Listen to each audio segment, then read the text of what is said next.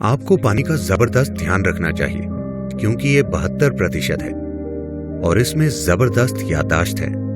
जैसे ही ये नल में आता है, अगर आप उसे लेकर पी लें तो ये आपके सिस्टम में जहर की तरह काम करेगा। हवा पर असर पड़ता है सिर्फ आवाजों, इरादों और भावनाओं से। हर दिन शरीर पर कुछ धूप पड़ने दें क्योंकि धूप आज भी शुद्ध है।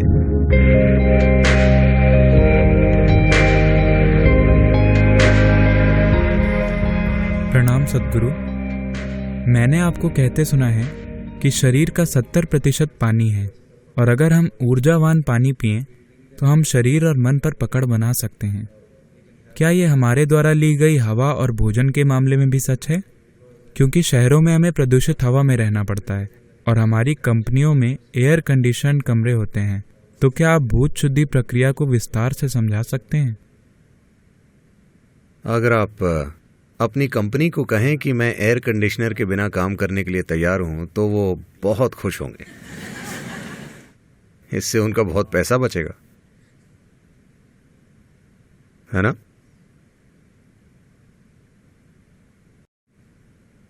और ये आपके कई तरीकों से अच्छा होगा, लेकिन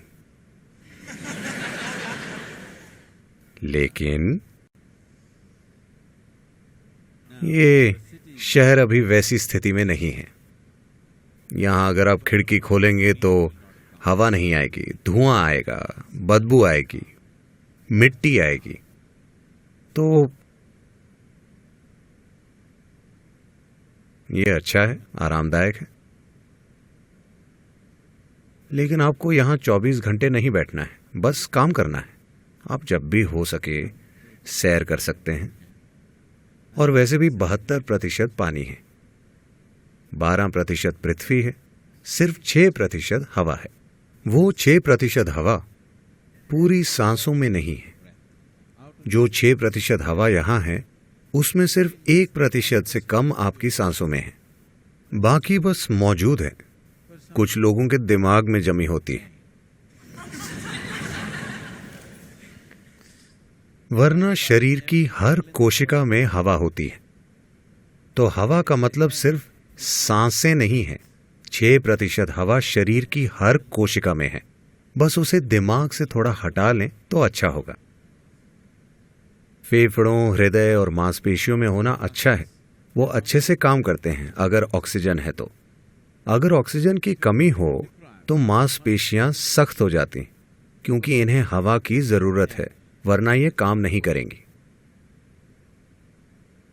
तो पानी 72% है।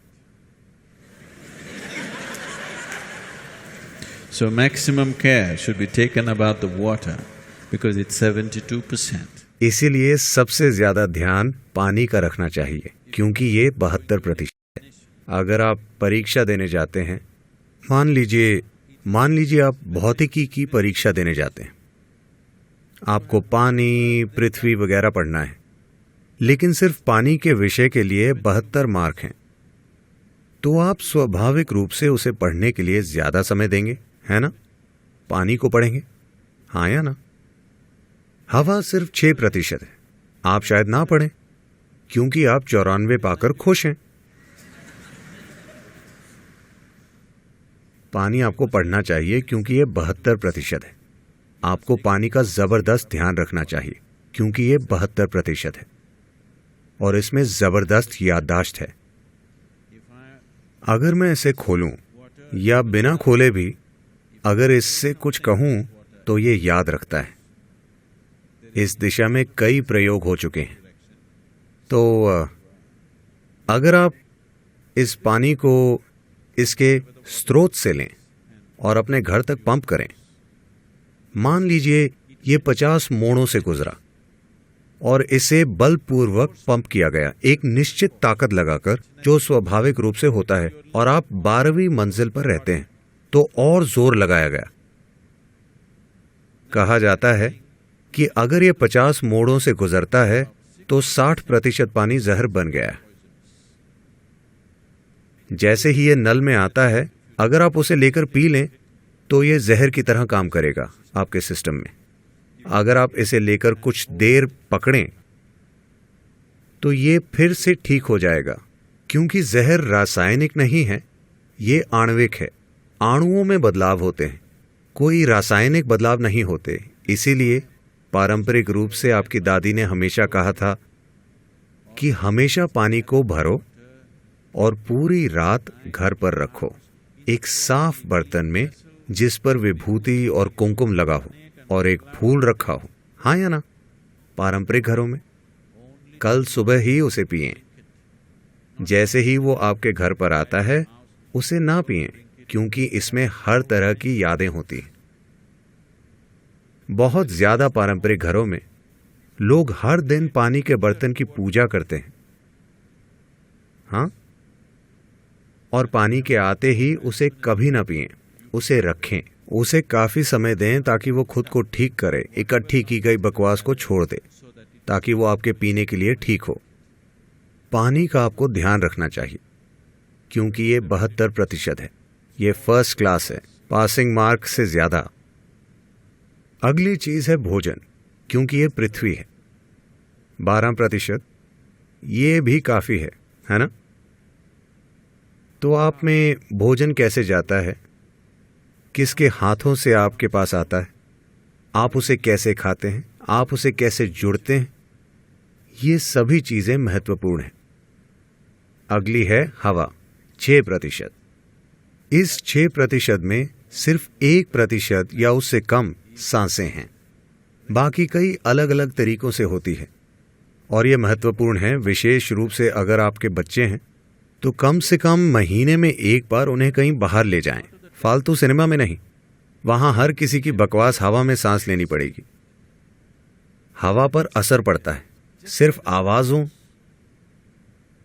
और इरादों और भावनाओं से। वो सारी बकवास जो स्क्रीन पर चलती है और सारी बकवास जो इंसानी मन में चलती है, हिंसा, सेक्स, लालच वगैरह वगैरह, ये उस हॉल की थोड़ी सी हवा को जबरदस्त तरीके से प्रभावित करती। तो उन्हें सिनेमा ले जाने से अच्छा है उन्हें नदी पर ले जाएं, उन्हें तैरना सिखाएं, पहाड़ पर चढ़ें। पहाड़ कहाँ है सदगुरु? हिमालय बहुत दूर है। आपके बच्चे के लिए एक छोटी पहाड़ी भी बहुत है। हाँ, एक छोटी चट्टान भी, बस उस पर चढ़कर बैठें। बच्चे उसका बहुत आनंद लेंगे, वो तंदुरुस्त बनेंगे, आप तंदुरुस्त बनेंगे। और सबसे बढ़कर आपका शरीर और मन अलग तरीके से काम करेंगे। और इससे भी बढ़कर आप सृष्टा की सृष्टि से जुड़ेंगे, जो सबसे महत्वपूर्ण चीज है। उस बकवास से नहीं जो आपने बनाई है। हाँ, वो अभी आरामदायक है, पर वो सब कुछ नहीं है।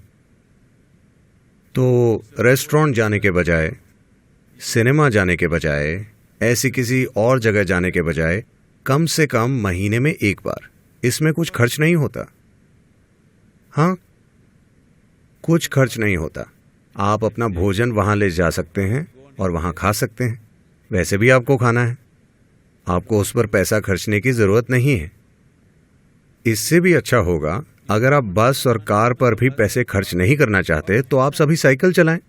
बस हैदराबाद से 3 या 5 किलोमीटर दूर एक पहाड़ पर बैठें, वहां पर समय बिताएं, सूरज को महसूस करें। ये बहुत जरूरी है, आपको कुछ धूप, हवा और अच्छा पानी मिले। Come back, you are doing Bhuta Shuddhi. ऐसा करके आप भूत शुद्धि कर रहे हैं, एक बहुत ही प्राकृतिक तरीके से। ये परम भूत शुद्धि नहीं है, लेकिन आप कुछ भूत शुद्धि कर रहे हैं। मैं यही कह रहा था, अगर आप भोजन, पानी का ध्यान रखें। हवा हमेशा आपके नियंत्रण में नहीं होती, क्योंकि आप शहर में रहते हैं। पानी और भोजन का आप ध्यान रख सकते हैं, और आपके अंदर किस तरह की अग्नि जलती है उसका भी आप ध्यान रख सकते हैं। धूप शुद्ध नहीं हुई है ना? रोज कुछ देर धूप में रहें प्लीज। हर दिन शरीर पर कुछ धूप पड़ने दें, क्योंकि धूप आज भी शुद्ध है ना? सौभाग्य से उसे कोई भी दूषित नहीं कर सकता। और आपके अंदर किस तरह की अग्नि जलती है?